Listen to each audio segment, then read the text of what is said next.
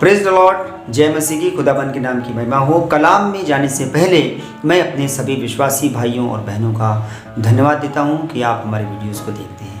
आज भजन संहिता 125 पढ़ेंगे। परमेश्वर के लोगों की सुरक्षा की हमें और आपको हमेशा ज़रूरत रहती है कि हम और आप सुरक्षित रहें।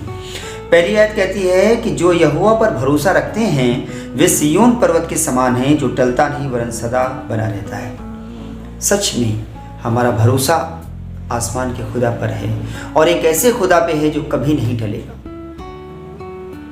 पर्वत आप बचपन में हो तब भी पर्वत वहीं से वैसे ही रहता है, बड़े हो जाते हैं, अपने जवान में हो जाते हैं, जवानी पे आते हैं तब भी पर्वत वैसे ही है। आप बुजुर्ग हो जाएंगे, पर्वत वैसे ही बना रहेगा, वो टलता नहीं है। जैसा पहले था वैसे आज भी है और आने वाले समय में भी रहेगा। दूसरी आयत कहती है जिस प्रकार यरूशलेम के चारों ओर पहाड़ है उसी प्रकार यहोवा अपनी प्रजा के चारों ओर अब से लेकर सर्वदा तक बना रहेगा। पर्वतों से घिर जाना, पर्वत हमारी सुरक्षा को दिखाता है। जैसे कि बहुत सारी गर्म हवाएं या ठंडी हवाएं पहले पर्वतों से टकरा जाती हैं तो सुरक्षित हो जाते हैं कभी। तो वैसे ही यहोवा सिय्योन पर्वत के समान, यरूशलेम के चारों ओर पहाड़ है उसी प्रकार यहोवा अपनी प्रजा के चारों ओर अब से लेकर सर्वदा तक बना रहेगा। तीसरी आयत कहती है क्योंकि दुष्टों का राजधन धर्मियों के भाग पर बना न रहेगा। ऐसा ना हो कि धर्मी अपने हाथ कुटिल काम की ओर बढ़ाएं। दुष्ट बुरे काम करता है, कुटिल काम करता है तो वो नेचुरल है, लेकिन जब धर्मी कुटिल काम करता है यानी कि सारी व्यवस्था को जानने के बाद, पवित्र शास्त्र पढ़ने के बाद सब कुछ परमेश्वर की सामर्थ्य को पहचानने के बाद अगर वो फिर कुटिल काम करने लग जाता है तो इससे बुरी स्थिति कोई दूसरी नहीं। चौथा है हे यहोवा भलों का और सीधे मन वालों का भला कर।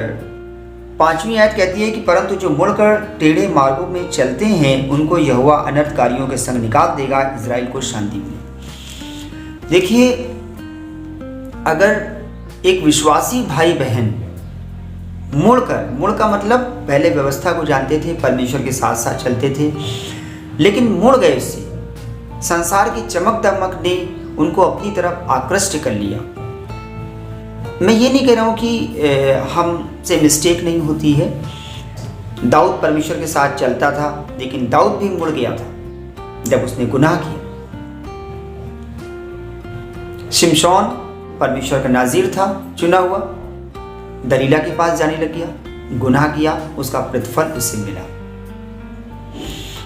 मैं ये कहना चाहता हूं कि इससे पहले अगर हम गुनाह में मुड़ गए हैं या हमारी राहें परमेश्वर की राहों से अलग हो रही हैं तो उससे पहले कि शैतान हमको निंदित करे, समाज हमको निंदित करे, हम सोसाइटी में बदनाम हों, क्योंकि शैतान ऐसा ही चाहता। जो दुष्ट लोग बुरे काम करते हैं ना, उसकी अपेक्षा जब एक धर्मी बुरा काम करता है तो वो ज़्यादा खतरनाक है और निंदित है, क्योंकि वो व्यवस्था को जानने के बाद, परमेश्वर के जानने के बाद बुरे काम कर रहा है, इसलिए हमारा पाप बड़ा है।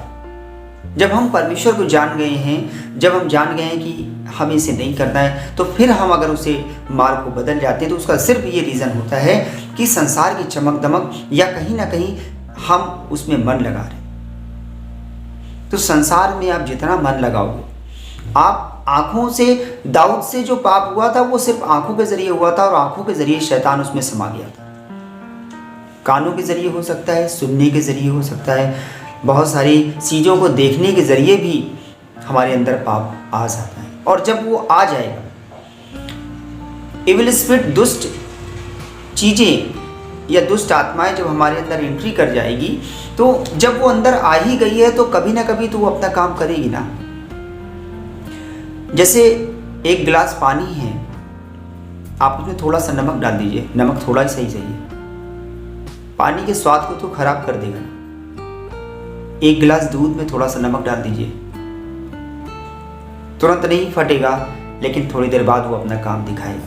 तो मैं ये कहना चाहता हूँ कि आज जो हम अपने काम कर रहे हैं, अगर उसमें कहीं कोई गड़बड़ी हो रही है तो उसको पहचान लें, उसको रीडिंग करें और देख लें कि आज मैं समझ रहा हूँ कि ऐसा नहीं है कि जो गड़बड़ी होती है हमको पता नहीं होती है, हमको मालूम होता है कि ये गलत है, लेकिन हम उस काम को फिर भी इसलिए करते हैं क्योंकि उसमें आनंद आता है। ये जो मज़ा होता है, ये आनंद आता है, तो हर चीज़ों से आनंद। कहीं ऐसा ना हो कि हमको बहुत पीछे धकेल दे, कहीं ऐसा ना हो कि हमको परमेश्वर के लायक खड़े होने के लायक ही ना छोड़े। इससे पहले वो दिन आए, मेरे भाइयों और बहनों, आप इस रास्ते को छोड़ के वापस परमेश्वर के रास्ते पे चलें, क्योंकि जो आज हम कर रहे हैं अगर वो उचित नहीं है, जो बीज आज हम बो रहे हैं अगर वो उचित नहीं है तो फसल भी हम ही काटेंगे।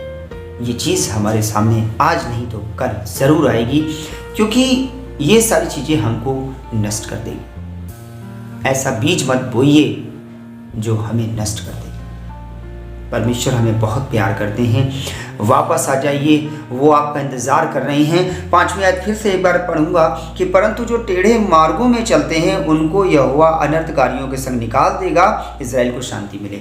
जब हमारे मार्ग परमेश्वर के मार्ग से अलग हो जाएंगे तो हमको परमेश्वर अपने से अलग कर देंगे, और अगर हम परमेश्वर से अलग हो गए तो अनर्थकारियों के संग हमारा भाग हो जाएगा, और अनर्थकारियों के भाग जब हमारा साथ उनका भाग हो जाएगा तो फिर हमको क्या मिलेगा। हम परमेश्वर में चल रहे हैं, लेकिन क्या फ़ायदा जब हम अनर्थकारियों के साथ। अनर्थकारी वो होते हैं जो गलत काम करते हैं, जो अनुचित काम करते हैं, हमारा भाग भी तो उन्हीं के साथ में गिना जाएगा। इससे पहले वो दिन आए, इससे पहले हम अनर्थकारियों के साथ गिने जाएं, वापस आ जाइए, अपने गुनाहों से तौबा कर लीजिए, छोड़ दीजिए उन कामों को जिनका नतीजा बाद में बुरा निकलेगा। आज वो बहुत अच्छा लगता है, आज वो हमको बहुत आनंदित करता है। थोड़े समय के लिए, थोड़े आनंद के लिए क्यों अपनी ज़िंदगी को तबाह कर रहे हैं।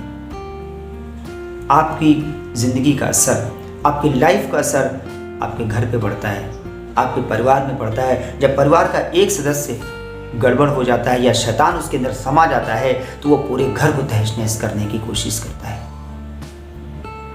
आज परमेश्वर ने आपसे बातचीत करी है, इस कलाम के जरिए वापस आ जाइए। वो आपसे बहुत प्यार करते हैं। परमेश्वर आपसे इतना प्यार करते हैं कि उन्होंने अपने बेटे का बलिदान कर दिया ताकि जो कोई इस पर विश्वास करे वो नाश ना हो परंतु अनंत जीवन पाए।